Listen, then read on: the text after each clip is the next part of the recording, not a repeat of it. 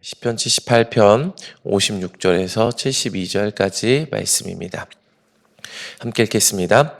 그러나 그들은 지존하신 하나님을 시험하고 반항하여 그의 명령을 지키지 아니하며 그들의 조상들 같이 배반하고 거짓을 행하여 속이는 활같이 빗나가서 자기 산당들로 그의 노여움을 일으키며 그들의 조각한 우상들로 그의 진노하게 하였으며 들으시고 분내어 이스라엘을 크게 미워하사 사람 가운데 세우신 장막 곧 실로의 성막을 떠나시고 그가 그의 능력을 포로에게 넘겨주시며 그의 영광을 대적의 손에 붙이시고 그가 그의 소유 때문에 분내사 그의 백성을 칼에 넘기셨으니 그들의 성년은 불에 살라지고 그들의 처녀들은 혼인 노래를 들을 수 없었으며 그들의 제사장들은 칼에 엎드러지고 그들의 과부들은 애곡도 하지 못하였도다.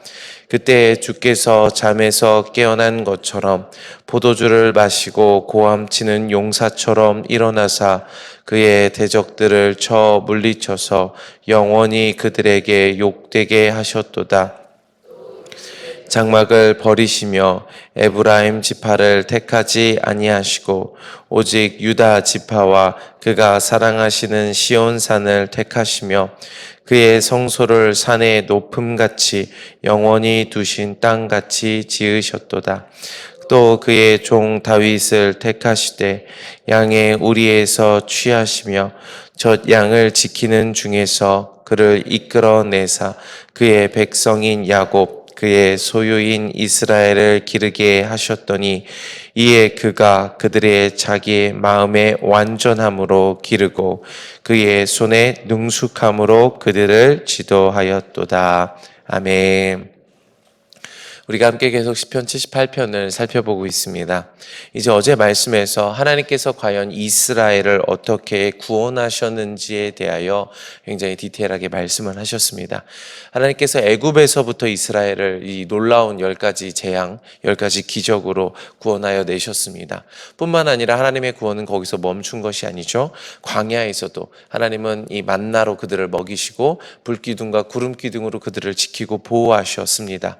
그래서 결국 하나님이 이 아브라함과 이삭과 야곱에게 이 주겠노라 약속하신 그 가나안 땅에 이르기까지 하나님은 신실하게 이스라엘 백성들을 광야에서 구원하셨고 그 구원의 길로 인도하여 내셨습니다.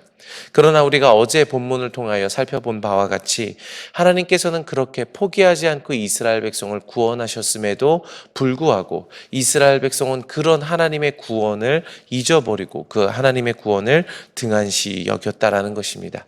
그리고 오늘 말씀에서도 계속 그 하나님의 말씀 구원의 이야기들이 이어지게 됩니다.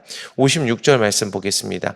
그러나 그들은 지존하신 하나님을 시험하고 반항하여 그의 명령을 지키지 아니하며 그들의 조상들 같이 배반하고 거짓을 행하여 속이는 활같이 빗나가서 자기 산당들로 그의 노여움을 일으키며 그들이 조각한 우상들로 그를 진노하게 하였으매.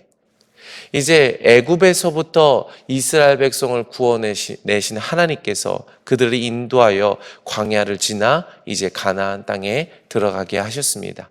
그리고 가나안 땅에 들어가서 이 가나안의 7 족속을 몰아내고 하나님의 은혜로 그곳에서 이제 살게 된 이스라엘 백성이 대한 이야기입니다.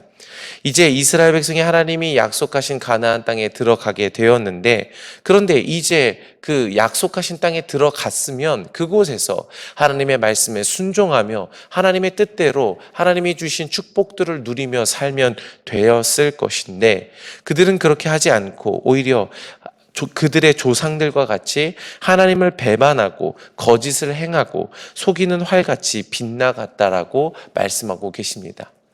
이 성경에서 이 죄라는 이 말을 히브리어로 하타라고 번역해 쓰였습니다. 그것은 관역에서 빗나가다라는 의미를 가지고 있습니다.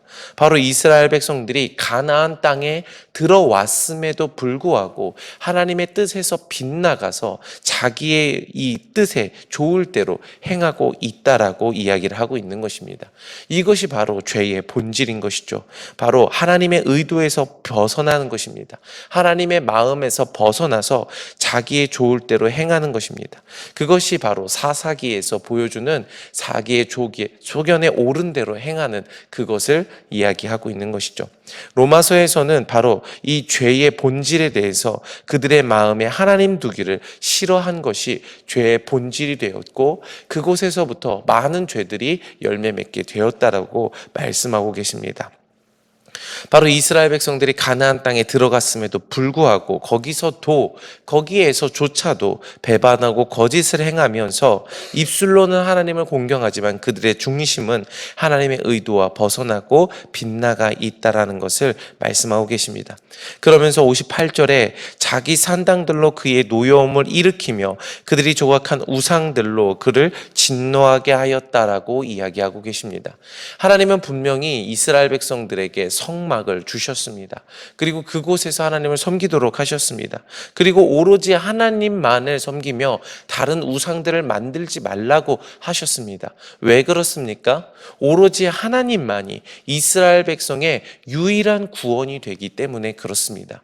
그러나 이스라엘 백성들은 애굽에서부터 지금까지 놀라운 구원으로 그들을 인도하여 내신 그 하나님의 구원을 보았음에도 불구하고 그들은 하나님을 의지하지 않고 다른 구원을 찾고 다른 구원을 의지하고자 하였다라는 것입니다.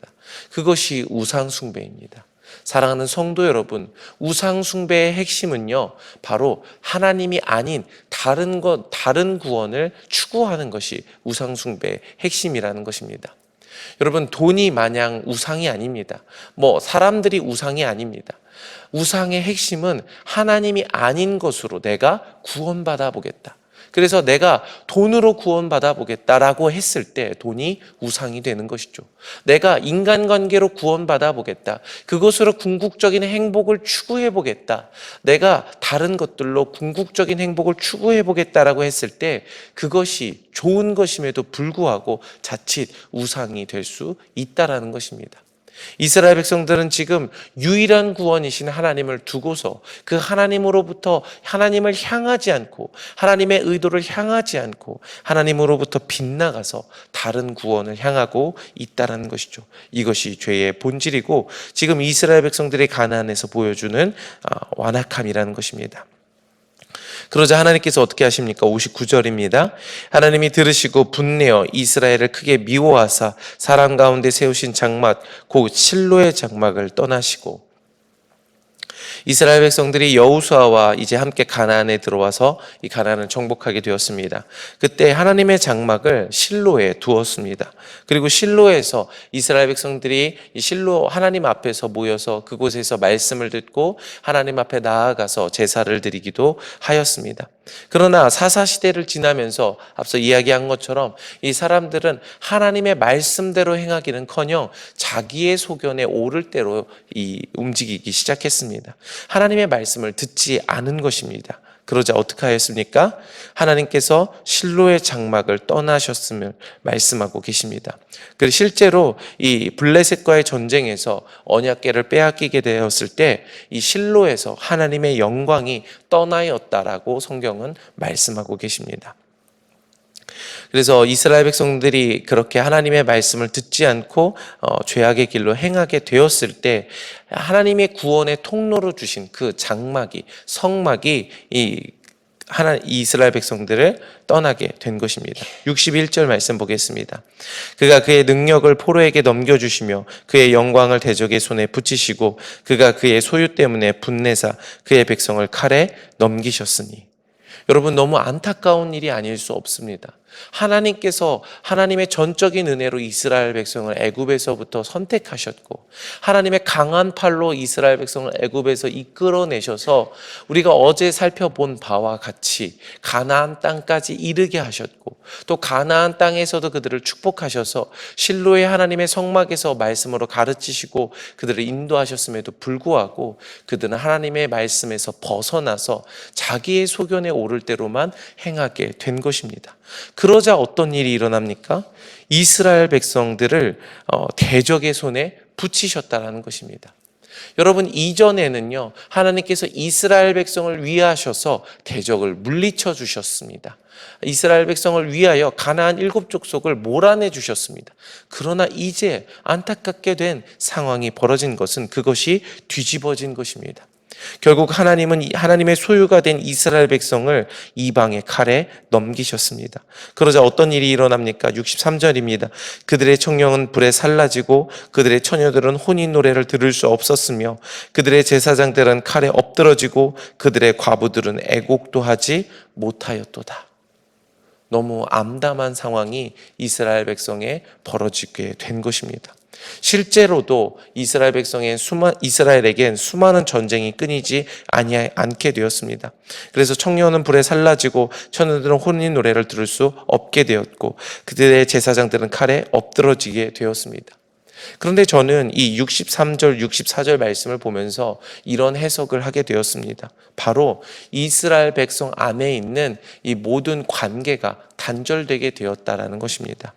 이 청년은 처녀들과 함께 혼인하여 하나님이 기뻐하시는 가정을 이루고 거기서 생명이 태어나며 이스라엘은 하나님의 축복을 받아 생육하고 번성하여야 하는데 그 축복이 끊어지게 되었다라는 것입니다.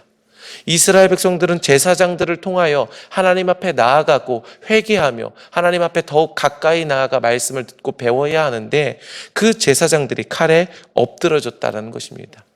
원래 이스라엘 백성들은 남편이신 하나님과 하나 되어서 남편이신 하나님 말씀에 나아갔어야 되는데 그들이 남편이신 하나님을 잃어버리고 하나님이 그들 가운데 떠나셨기 때문에 이스라엘 백성들이 과부가 되어서 애곡하지도 못하는 상황이 되었다라는 것이죠.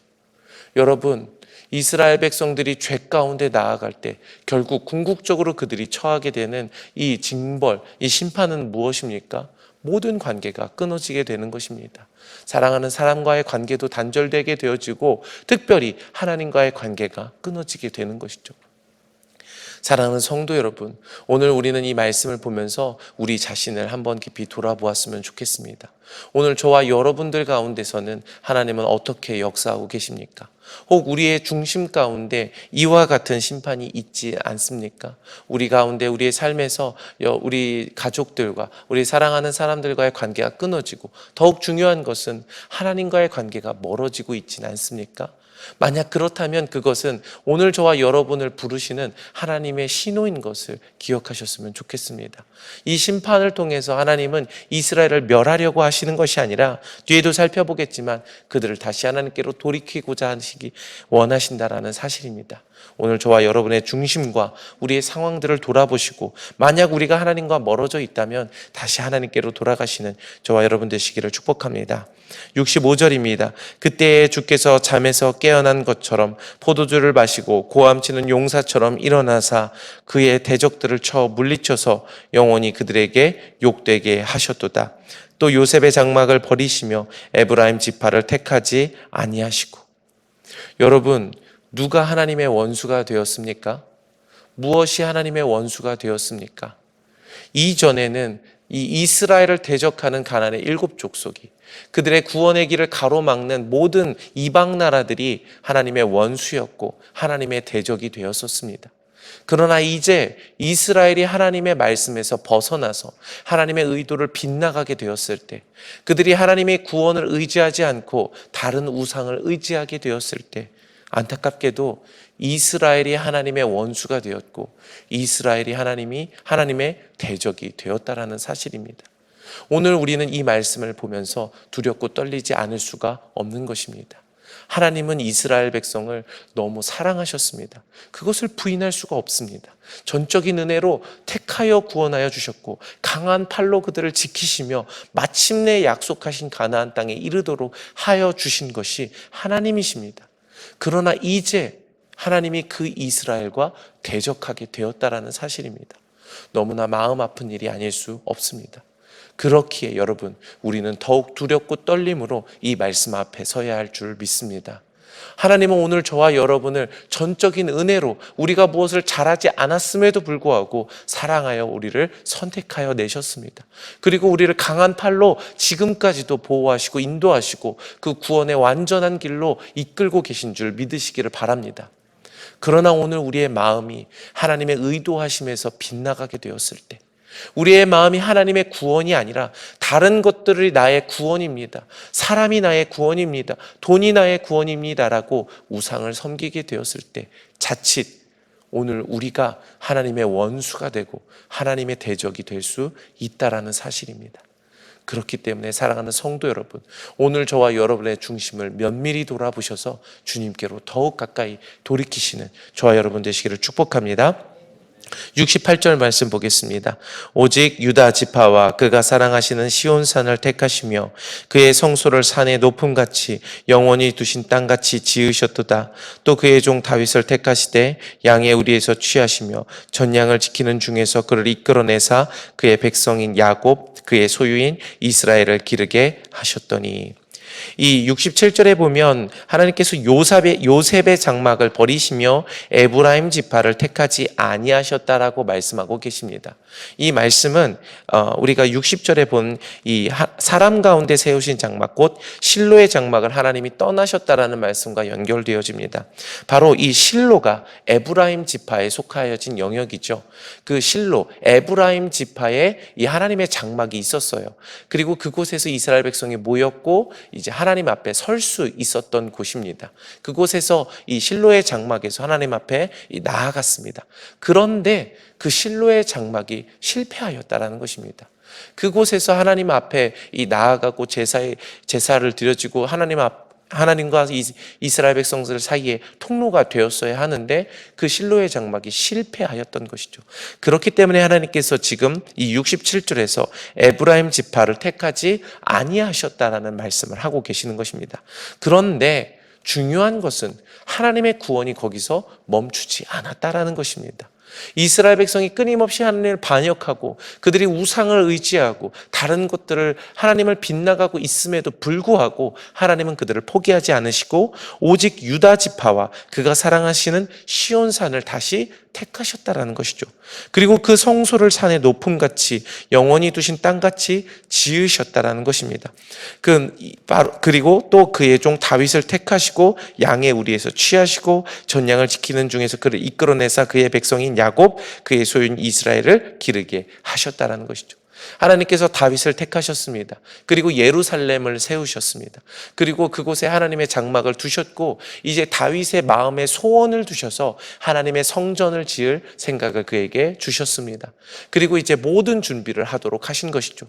그리고 그의 아들 솔로몬을 통하여 이 성전을 완전히 건축하게 된 것입니다. 그 때야 하나님의 통치가 이 다윗을 통하여 그리고 솔로몬을 통하여 이 온 이스라엘 지경에 이 완전하게 성취되게 되는 것입니다. 하나님은 이스라엘 백성을 결코 포기하지 않으셨습니다. 다윗을 세우시고 하나님의 나라가 온전히 이루어지도록 한 것입니다. 그리고 오늘 우리가 모두 아는 것처럼 그 다윗을 통하여 유다 지파를 통하여 바로 오늘 우리의 구원자이신 예수 그리스도가 오도록 하신 것입니다. 다윗은요, 구약의 대표적인 예수 그리스도에 대한 예표입니다. 이 다윗을 통하여 이스라엘 백성을 완전히 통치하셨다라는 것은 바로 오늘 저와 여러분에게 예수 그리스도를 주셔서 그 왕이신 예수 그리스도를 통하여 우리의 삶에 우리의 중심에 하나님의 나라를 온전히 이루신 것을 말씀하고 계시다라는 것입니다. 그러면서 어떻게 하십니까? 72절입니다. 이에 그가 그들을 자기의 마음에 완전함으로 기르고 그의 손에 능숙함으로 그들을 지도하였도다. 아멘. 아멘. 이것이 바로 오늘 저와 여러분의 소망이 되신 것을 믿으시기를 바랍니다. 하나님께서 그들이 실패하였음에도 불구하고 에브라임에서 실로에서 그들이 하나님을 반역하고 우상 숭배를 하였음에도 불구하고 하나님은 다시 다윗이라는 왕을 세우시고 그들을 하나님의 나라로 통치하셨습니다. 뿐만 아니라 그들을 자기의 마음의 완전함으로 하나님의 완전함으로 기르셨다라는 것입니다. 그리고 그 손에 능숙함으로 지도하셨다라는 것이죠. 하나님은요, 이스라엘 백성을 기르시는데 완전한 분인 것을 믿으시기를 바랍니다. 하나님은 능력이 많으셔서 이스라엘 백성을 지도하시는데 능숙한 분인 것을 믿으시기를 바랍니다.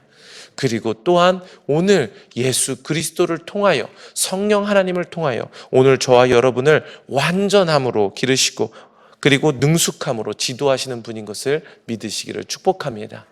그것이 바로 오늘 우리의 소망인 것입니다. 사랑하는 성도 여러분, 오늘 우리의 중심을 깊이 돌아보게 될 때 왜 오늘 본문의 말씀에서 보는 이스라엘 백성과 같은 마음이 왜 우리의 마음에 없겠습니까? 여전히 우리가 우상을 사랑하게 되고 하나님의 뜻에 벗어나게 됩니다. 그러나 그럼에도 불구하고 우리가 오늘 여전히 바라보아야 할 것은 바로 우리의 왕 대신 예수님인 것을 기억하시길 바랍니다. 그분이 우리를 자기의 마음에 완전함으로 기르시는 분이시고 그의 손에 능숙함으로 우리를 지도하신다라는 사실입니다. 그것이 오늘 저와 여러분의 소망이 되신 것이죠. 이것이 믿음입니다. 오늘 우리의 상황 속에서 우리의 현실 속에서 이 완전하신 예수님을 바라보시기를 축복합니다. 그래서 그 하나님의 구원을 누리시는 저와 여러분 되시기를 바랍니다.